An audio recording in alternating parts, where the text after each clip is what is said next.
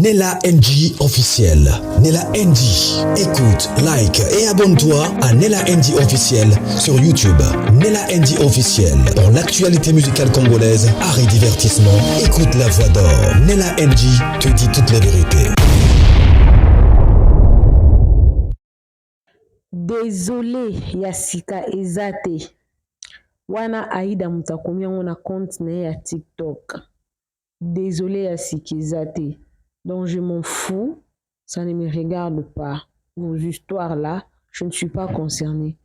Après avoir faire perdre Muninga et Sengonaye, il y a premier télé-réalité na ya sali po ata na chaîne na ye en tant que moi na ya mams.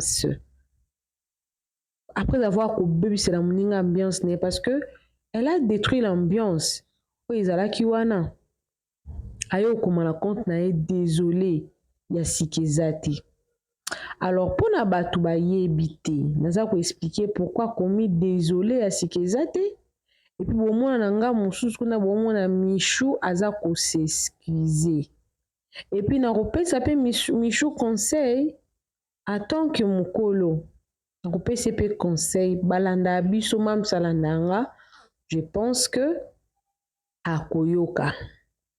Alors, Michou a fait une chaîne na permission à Mams. Si Mams n'a pas si Michou permission à faire la chaîne. Alors, la chaîne a beaucoup plus, il y a la télé-réalité. Ceux qui filment et écoutent peut-être plus tard, mais pour le moment, à aussi la télé-réalité. Idée na ezali ko sangisa ba comédien bakutani moi comédie. Bon, c'était la première fois à Salimouelo au mois bon et tout. À Juppé Barizi, à Osala ba interview tout comme ça. Mon épée grâce à mon film qui coup tout temps grâce à mon film qui on a ba posté. Ils ont un commentaire mon que le moment qui wana Aïda basi ba bengana et pas belle vue. Mais na habité ceux qui Aïda sale on pas linga zonga na belle vie proche, je ne sais pas. Mais Michou, en tout cas, on la connaît dans l'identité. Yassila. Barezi azo salisa Mishnani Aïda interview. Nasuka lobi pesa moi 2-3 personnes moko mbote. Apesi belle vue mbote. Ce n'est vraiment pas mbote. Nde sali batu batomboka et bébé c'est la permission et moi télé-réalité quoi. Ce n'est pas vraiment beauté. C'est le fait que, avec ça, la publicité, il y a événement, il y a belle vue, na événement, na télé-réalité, il y a Muninga, qui bien qui télé-réalité, wana, et quand on a chaîne, il y a Michou pour la première fois. Avec ça, la promotion. Avec ça la promotion, il y a Yemoko pété. Pour ça qu'il y a Yemoko Aïda. Ça allait encore être compris qu'il y a Yemoko. Mais promotion, il y a ça, il y a belle vue. Il y a belle vue. Vous allez vous poser des questions. Mais où les appelle Michou? Pourquoi est-ce que Batamoni en mabe? Batamoni en mabe pour Michou tant à fond les chaînes Michou dans la fanité. Vérité yango. Michou n'a pas de fan. Michou veut se gréver na ba fan ya Mams pour aza na chaîne. Ça c'est clair. Michou n'a pas fan te. Michou a combien 1 million d'abonnés à ba fan te. Qui va retard à Michou 1 million te. Ce batalaka Michou eza pona sila bisalu.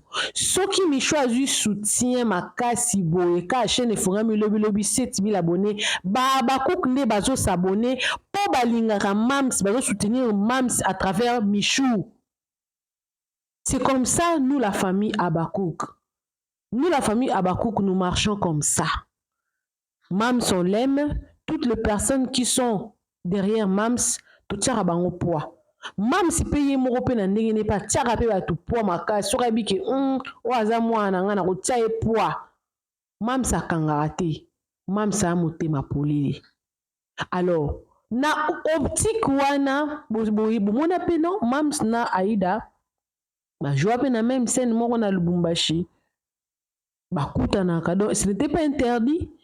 Pourquoi on est kolobaki non Micho a invité pour nani? Non, ce n'était pas interdit que Micho a invité. Micho a dit que Aïda azalaka na famille Bota de même peu grâce Luzolo.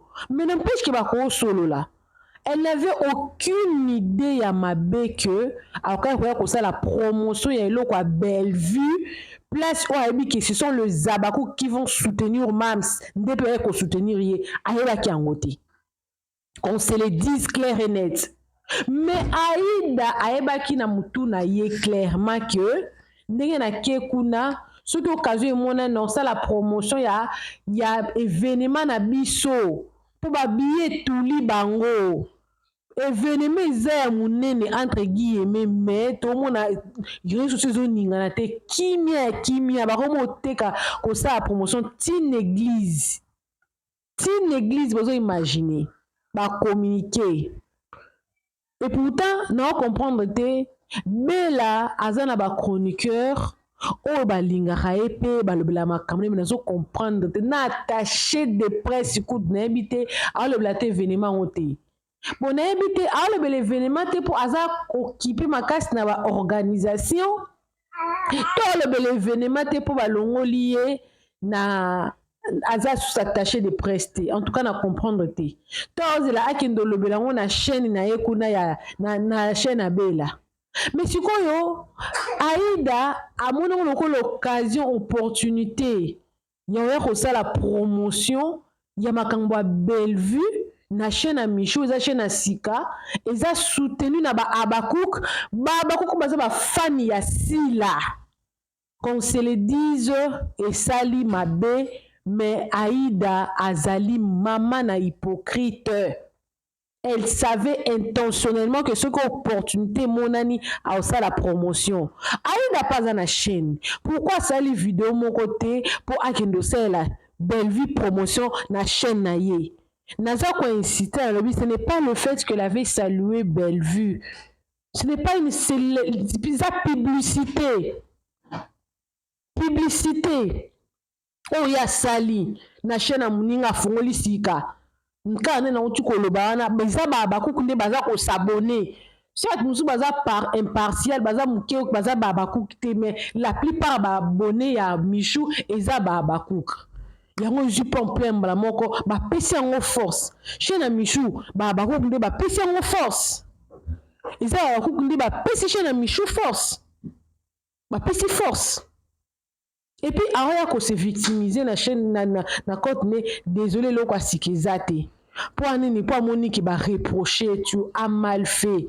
Pourquoi venir faire la promotion? Donc c'est comme si pour elle elle c'est le côté. Donc ça passe et l'autre côté non, c'est quelque chose. Tu ne peux pas venir faire la promotion d'une autre personne, événement à Moutoumsou, sur la chaîne à Moutoumsou et Bandisika. Et ça move. Michou, en tout cas, Yebelardo, avant d'attendre message na commis, pour te dire que vous avez respect, vous avez moi la malamu.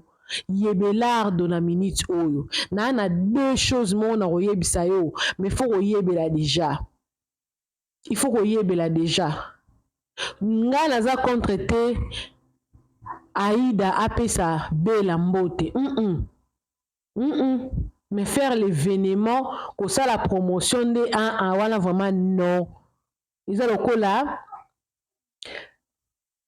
ba invité quelque part bandi comme ça la promotion et loko moko bona chaîne na mutu moko boy o ba yoka na raté te ils ont raté asal mabe. Donc encourager le kwanate. Ce n'est pas le fait qu'après ça qui est mbote. À quoi pèse mbote? Batuswa le wao apesi 12. Non, ils a 12 te. Kopé ça mutumbote ils a ma bête. Mais comme ça la promotion tellement que ba billet tout les personnes ne maison comme ça. Na hypocrisie. Ayeba ki ke lo kwane benda moto. Ayeba ki réseaux sociaux ko pe la moto. Aïda je ne sais pas, mais na Aïda, na Michou, je crois Aïda Zamokolo. Mais ouais, ce qu'on appelle malignité. Une personne, quand elle est maligne, le quoi, Aïda, wana, Aïda, déjà, non, déjà, Aïda, Rinyaka est sousté. Aïda, Rinyaka est sousté. Aïda, en tout cas, na circulation, Rinyaka est sousté. Mais à travers ma kambo, yo, kaka, eleki, Aïda, que soit un combat, belle vie, et ça, la moine. Mais ce qu'on a sali sous ces vénémés, on sait les sous moto, ayebaki. Moutou zaki blé, zaki michou. Moutou zaki blé, zaki michou. Yamwana michi faut timba. Na mondo, il faut que la cleva. Misu makasi. Faut que la cleva. Sinon, te banda ko simbi so batouche. Oko simba batouche. Ah, so bandi déjà na, excusez-moi. Vous en avez tango, hein? Vous en avez tango kambala moko po tokendela bino bien. Par ces mots, je tiens à m'excuser auprès de toutes les personnes qui se sont senties lésées par cette situation qui a échappé à tout contrôle. L'erreur a été mienne de n'avoir pas été suffisamment professionnelle en termes de suivi. Et je promets de faire attention à l'avenir pour ne plus heurter la sensibilité de nos anges Habakkuk que vous êtes. Mais surtout à SB comme personne morale et physique. L'intention était de vous divertir et non de vous livrer un scandale. Alors, rien que pour ces contrastes, je vous demande pardon du fond du cœur. La gentillesse n'est pas un aveu d'impuissance, mais un choix de grandeur.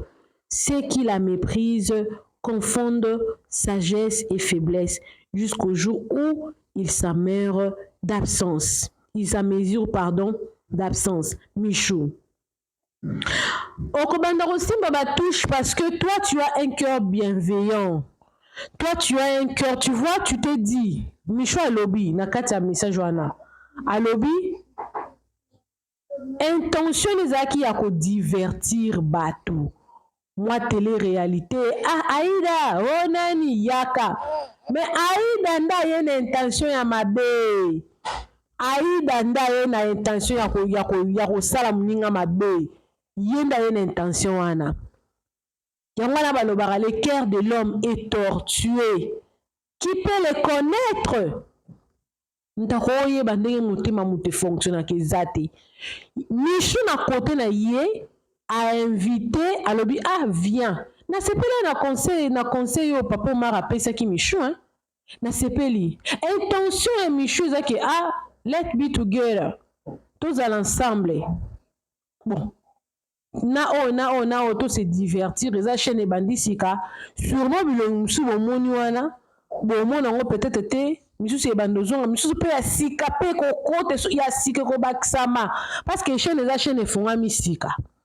sikoyo na makambo boye bopuse mpe Michou akoma na bareserve ebele eza mpe na baninga mosusu baya mpe na besoin mpe batravaille mpe na Michou mpe na chaîne wana mpe bakota mpe boye bakoya mpe esusu te bakozwa mpe chance wana esusu te parce que tala makambo Aïda asali yango na nko asali yango volontairement asali yango intentionnellement pour créer ayebaki ke eloko wana asali ekocréer parce que ezalaka te masali yango je pense que Michou na côté na ye aretenir mwa baleso ebele ka nde bomoni wana alobi surtout à la personne de SB Michou aretenir baleso ebele mais nakopesa moi Michou conseil moke arrière de moi les mauvaises intentions. Je sais que c'est une nouvelle chaîne qui vient d'être créée. Vous en avez besoin moi d'expertise, il y a bato un peu connu et tout, ba proche na yo, ba tane bo solaka bien, ba epolo ba tia yo poids. Mais soko longola rubrique wana ya dédicace na babiloko na yo ozala pe bien. Pour ne pas te conseiller, ya kotia mutu oyo ayebana déjà to mutu oyo aza na même couleur na yo déjà ye pas à Bakouk mutu mo bazalaka naître te mais tu l'as eu, on la connaît pas, on apprend à connaître cette personne là et c'est à toi yonde opesiye manière no linga tambula. Je pense qu'à travers erreur oyo yo moko loko reconnaître ngo oko bandada ko expliquer batou parce que ça télé-réalité. Na télé-réalité nyonso ezalaka calculé. Eloko moko te ezalaka on ne calcule pas, non, tout est calculé. Les chronos, le minute, le scène. Est-ce que vous savez que dans le télé-réalité, même qu'au soana, ils ont calculé, même qu'au soana, ils ont calculé. Épisode et aux alaboye. Les épisodes montent au sol, il y a 20 minutes par exemple, il y a 30 minutes par exemple, et aux alaboye. Yo salaboy c'est bien que c'est comme ils ont quoi théâtre mais bon ça la action ninité ils ont quoi bozui aller botcher ensemble ils ont quoi ils ont l'épisodité c'est comme Michou aux juana ils ont premier soin pauvre Michou l'intention était de s'amuser. Maintenant, tu te retrouves à te justifier, à demander pardon pour les erreurs d'une autre personne. Bon, pas pour l'erreur, pour la faute d'une autre personne. On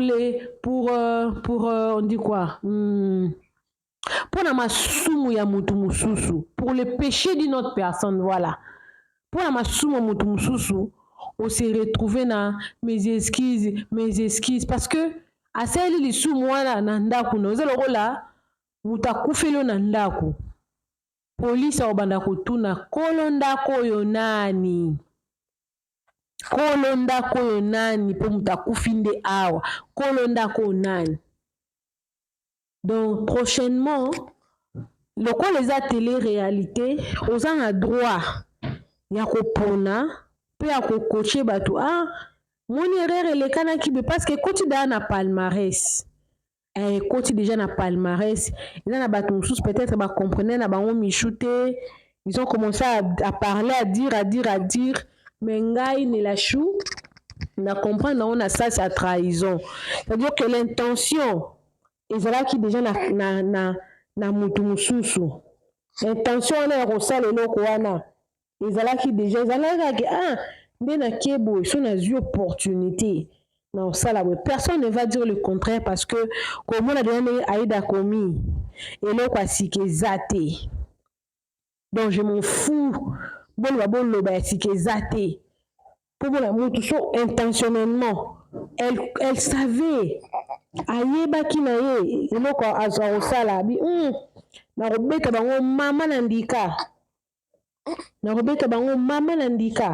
déjà na mokofungolisa chaîne ya Michou ezalaki na bato kolobaki alongwe ye moko ameki koéclaircir alobi asengaki permission eske kofungola chaîne ekoma occasion de chute te mpona baku parce que na ndenge Michou asaleli makambo na eza lokwa let's be together tozala biso nyonso ensemble mais na ndenge makambo ebandeli ekomi benda bika bato mosusu bakobénéficie na ba bonnes intentions peut-être ya Michou te surtout so oza na maturité mokie lokwa ba Aïda maturité mokie oza maline rancune un peu bon nga kutu nakobenga ngo bongo te naloba peut-être baza na eloko osala eza te moni na minute donc eloko osala eza te babiye ezotekama te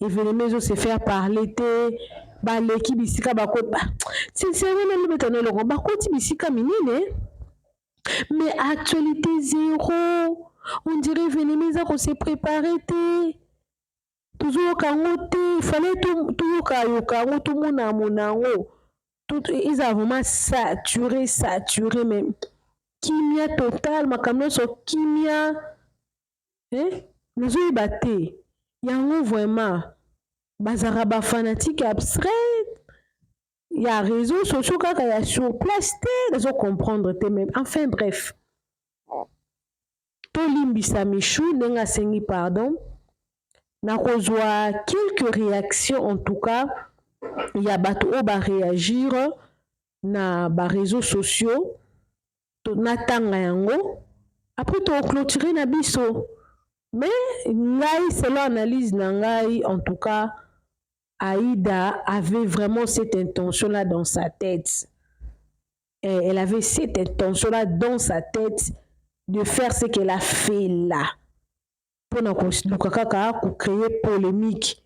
Soit faire parler de sa maman là, soit de nuire à l'autre.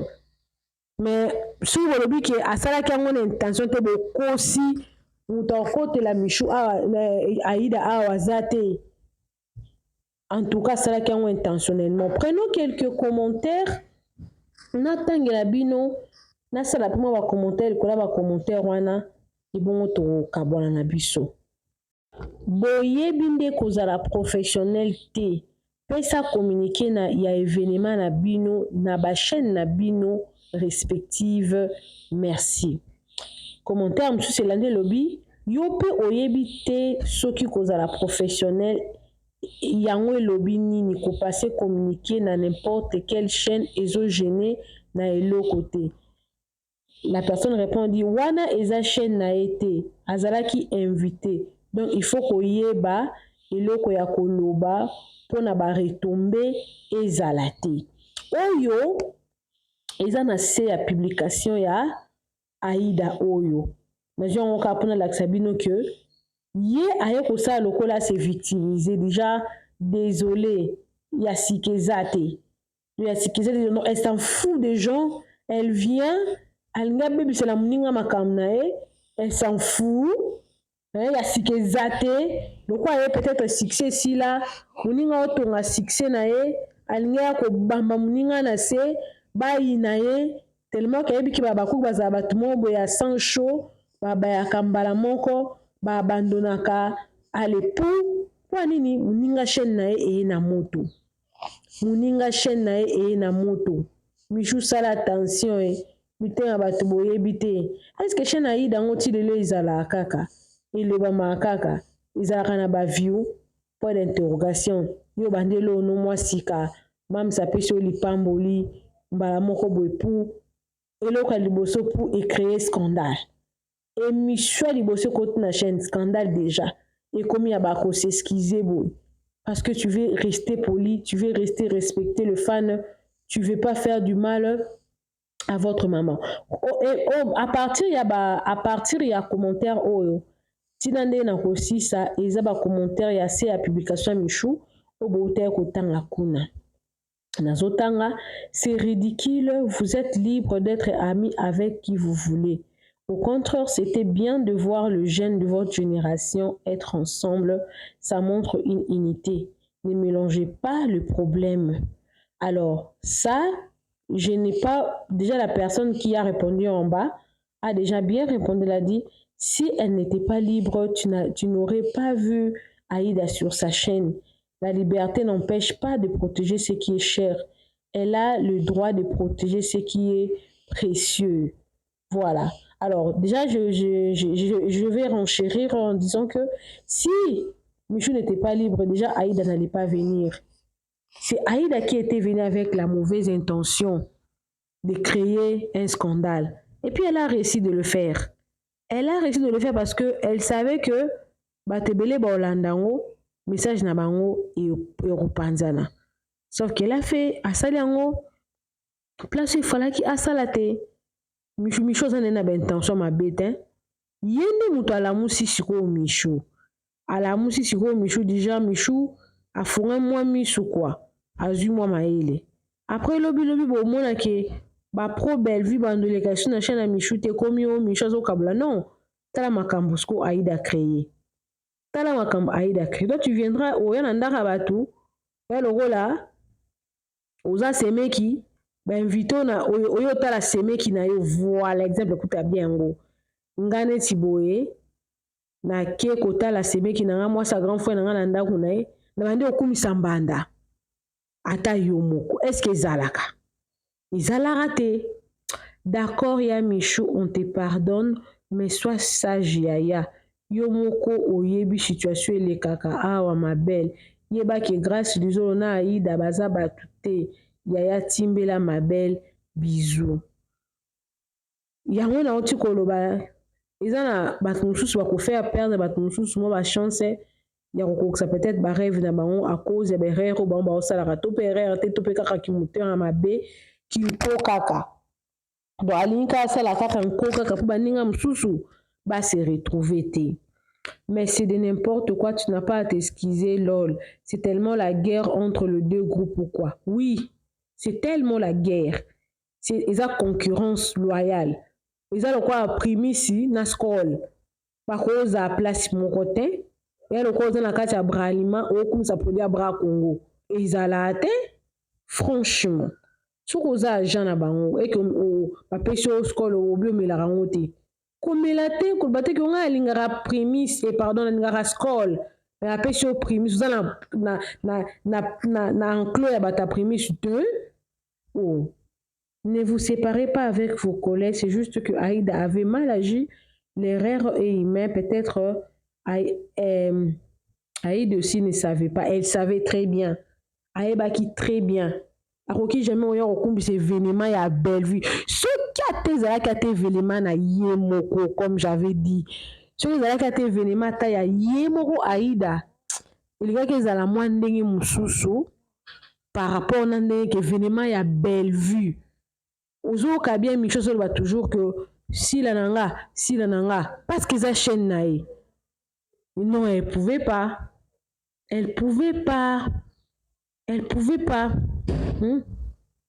Nasewana, ne vous séparez pas avec les collègues, c'est qui est juste mais pas qu'ils allaient créer des problèmes, pardonne notre bonbon, ok. Qu'a-t-elle fait de si tragique au point où vous venez vous excuser, dédicacer Bellevue, c'est vous insulter, faut vous revoir, pardon. Non, je vais corriger cette partie-là. Dédicacer Bellevue n'est pas un problème. Je salue Bellevue, elle est ma maman. Mais aller jusqu'au point de faire la promotion de l'événement, na chaîne à Michou, non, ça c'est vraiment un manque de respect, même avec Michou Yemoko. A manqué respect.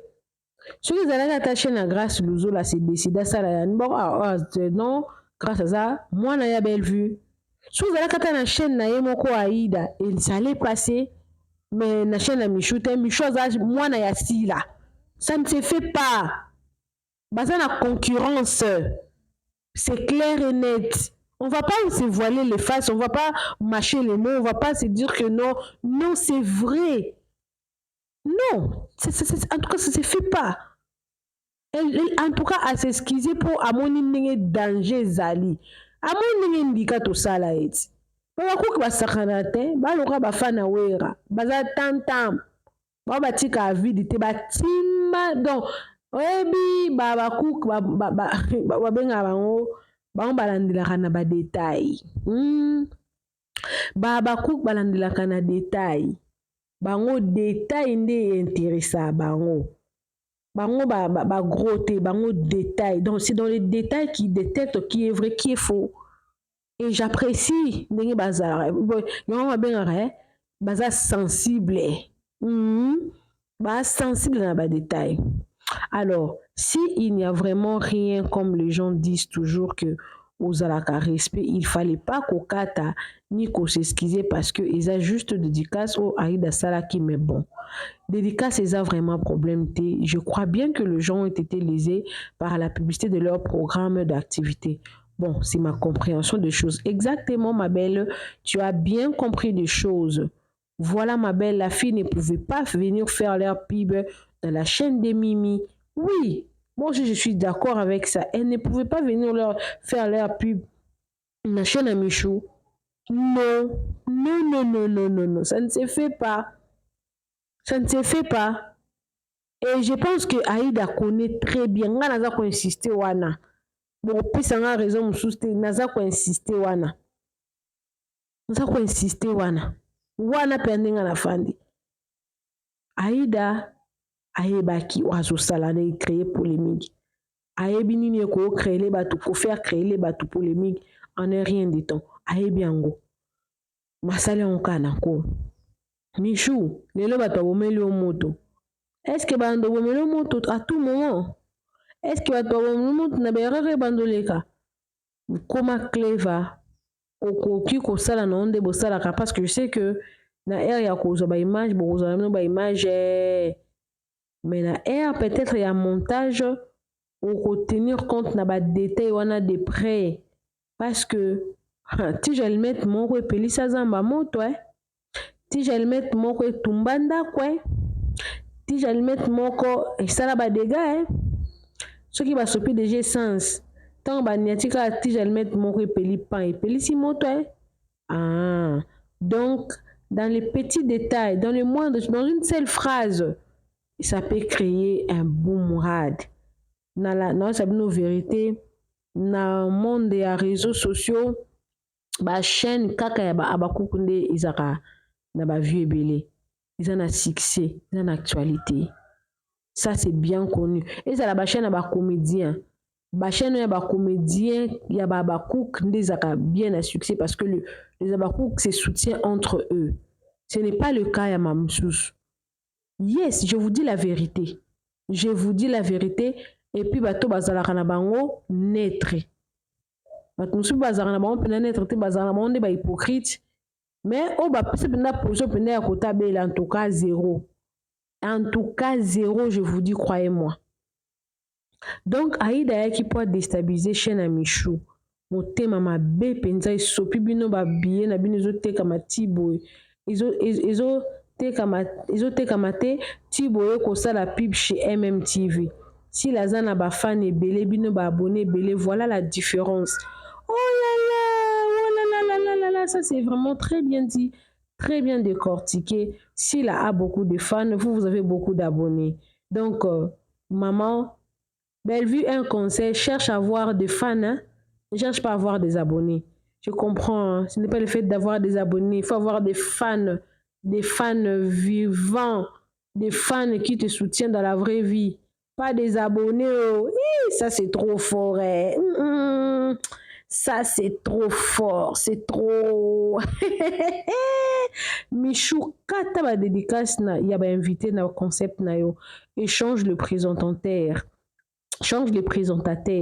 Michou trop de lycée Bosangani et surtout de personnes du camp adverse égale ennui Ndika Ebike dit envier le lycée Bosangani c'est quoi leur sort aujourd'hui Michou réveille-toi pense pas que tu es aimé des éléments du camp adverse ne pense pas que tu es aimé des éléments du camp adverse bon je vais rester ici pendant 1 minute Michou kata ba dédicace ya ba invité na concept c'est aussi une très bonne idée j'avais pensé même à ça déjà kotikela bato te bapesa boni ndenge esili azalaki na ye kobwaka bato te esalaka waw mais même ti mikolo abwaka nde mpe bato te akoma obwaka nde biso nde bato oyo tozalaka wana mpona ye voilà échange les présentateurs je pense qu'il parle de Barési je pense que Barési n'est pas son présentateur en tout cas parce que Barési il a sa chaîne je pense que Barési était là justement pour appuyer Michou dans un premier temps et peut-être couper ça et moins directive quoi, comment ça se passe, qu'est-ce qu'il faut faire, qu'est-ce qu'il ne faut pas faire parce que Michou à nouveau dans Makamango, elle est obligée d'apprendre auprès de ceux-là qui sont déjà dans le domaine là parce que donc il a l'art de former quoi. Voilà, donc dans ce sens-là, je pense que Barési ne sera pas là. Et puis, Barési a salé en pot, mais je suis pas en déconnaïe. Donc, c'était une façon aussi de contribuer, d'apporter quelque chose. Pierre, comme on dit toujours que la chaîne on a pour Ekindeliboso, voilà.